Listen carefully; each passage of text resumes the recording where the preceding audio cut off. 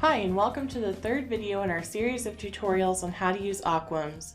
This tutorial focuses on querying data.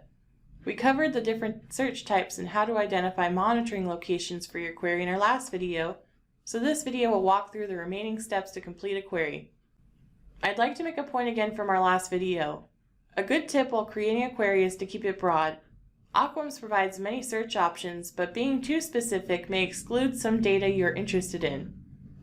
AWQMS contains data for many sources and over a long period, so metadata may not have been included for one reason or another. Discrete data includes graph data and summary statistics for continuous data sets. Biological data includes raw macroinvertebrate results. Continuous data includes each interval result meeting A or B level data quality standards. If you would like to know more about our data quality standards, you can view our matrix by copying the address shown here into your browser. Metrics are not currently populated. Indexes currently only include macroinvertebrate indexes. Next, input the date range for your query. You have the option of an absolute date range, say from 10/1/2010 to 9/30/2020, or a date range relative to the current date, like all results in the last month, quarter, or number of years. With either option, you can choose to limit the results to a certain period of the year if you so choose. The activity types, result status, and media type are set by default to include the most commonly used options. If you are attempting to query biological, sediment, or tissue data, you will need to change the media type to include them. You can enter additional information, but again, it's best to keep your initial query broad. Next, click on the Parameters tab. You have the option to select one of a few parameter groups. The available parameter groups were created by AWQ and are intended to make it easier to find a common set of parameters. Feel free to explore these, but this step is not required.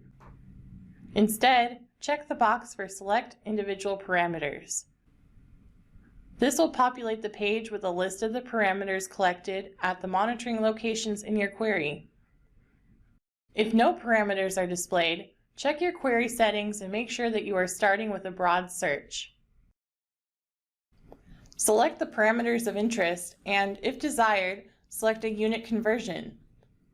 This will change the units for every parameter currently displayed in the units listed first in your selection. You don't get the option to choose which analytes the unit conversion is applied to. Also, you can only apply one unit conversion at a time. If you apply a second, the other converted units will return to their original units.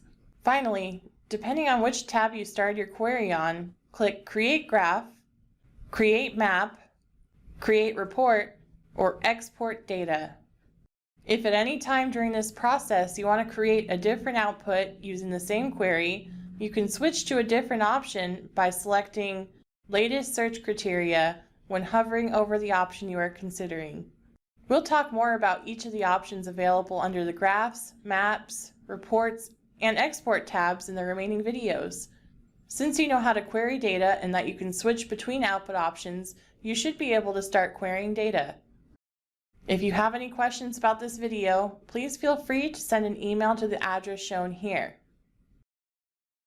Thanks for watching.